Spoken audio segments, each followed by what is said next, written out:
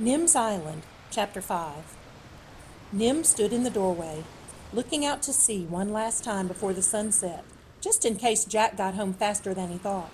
Because no matter how much she liked reading letters from Alex Rover, she'd like to see Jack's sails even more. Through the shadows she could see, not a boat, but a browny green dot floating in on the waves. "Chica's coming!" Nim shouted. But Selkie and Fred had settled down for the night.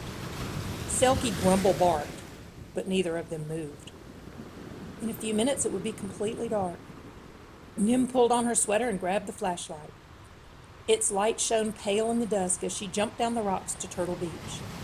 Walking slowly on the cold night sand, she turned off the flashlight and waited. The turtle paddled steadily toward her, a hump of shell glooming dark in the gray waves, and heaved herself onto the sand. Nim crept closer. "Welcome home, Chica." Chica was too busy to answer. She dragged her huge body up above the reach of the highest tide and started scooping out sand with her strong front flippers. It was hard, grunting work. Nim squatted beside her, watching quietly in the darkness and wiping away sand from the turtle's watery eyes until the hole was just as deep and wide as it needed to be. The stars scattered brightly and were mirrored in the sea. A fat crescent moon rose amongst them, and egg after round white egg rolled into the bottom of the nest. 99, Nim whispered, as Chica pushed sand back into the hole, rocking her heavy body back and forth till the sand was thumped hard and smooth. She didn't want anyone else to know where her precious babies were hidden. "Maybe in a few years," Nim told her, 99 turtles will come back and lay their eggs here too." For as long as she could remember, Chica had been the only turtle to swim out of the sea, back to this beach where she was hatched, to lay her own eggs. "But maybe this year some of your daughters will be old enough." She tickled Chica's wrinkly chin till her wise turtle eyes blinked with happiness.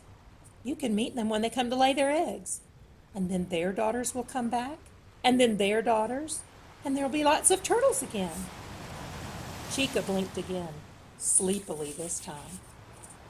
Nim kissed the top of her leathery head and followed the flashlight beam back to her own bed. Jack didn't know why Chica liked to stay inside instead of leaving so soon as her eggs were laid, the way sea turtles were supposed to. But Nim knew. Chica liked visiting her friends. She showed it in the way she rubbed her throat across Fred's spiky back, let Selkie sniff her nose, and let Nim tickle her chin. She showed it in the way she nodded and blinked as Nim wondered about the places she'd been and what she'd seen, and told her what they'd been doing, and about Jack's broken rudder and Alex Rover's letters. Chica wasn't cuddly, but she was a good listener. As the morning got hotter, they lazed in the calm shallows off Turtle Beach.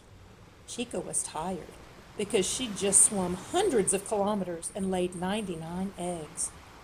Nim was tired because she'd stayed up so late watching Chica lay eggs. Selkie was tired because she'd worried about Nim staying up so late. Fred wasn't tired, but he didn't mind being lazy if everyone else was.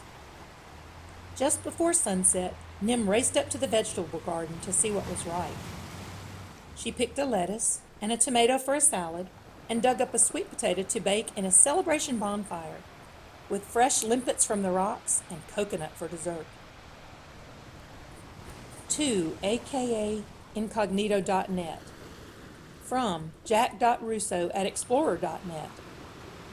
Date, Friday, 2 April, 1825. Dear Alex Rover, I didn't check the coconut experiment today because last night Chica came onto Turtle Beach to lay her eggs, and she likes me to sit with her while she does it. Chica is a green turtle, and she likes Selkie and Fred too, so we spent nearly the whole day with her. Jack will be home soon too, and he can check if I'm doing the experiment the right way. From Nim. P.S. Keyhole Cove is just like you described it. To Jack Russo at explorer.net. From aka@incognito.net. Date, Friday, 2 April, 3:30. Dear Nim, I think the right way to do the experiment is any way my chief experimenter wants to. Now I'm imagining Turtle Beach. pale gold sands marked by the flipper prints of a very special turtle. And your footprints beside her footprints. I'm turtle green with envy. Yours, Alex. Alex Rover sat and stared at her computer. It wasn't easy to see because the desk was stacked with books about oceans and islands, magazines about boats and rafts, videos about seabirds and animals. The walls were covered by a map of the world, charts of the moon and stars, paintings of the sea, calm and blue, wild and gray, and every other mood in between, and pictures of sandy beaches, rocky cliffs, coconut trees, tropical islands, coral reefs, seagulls, and frigate birds.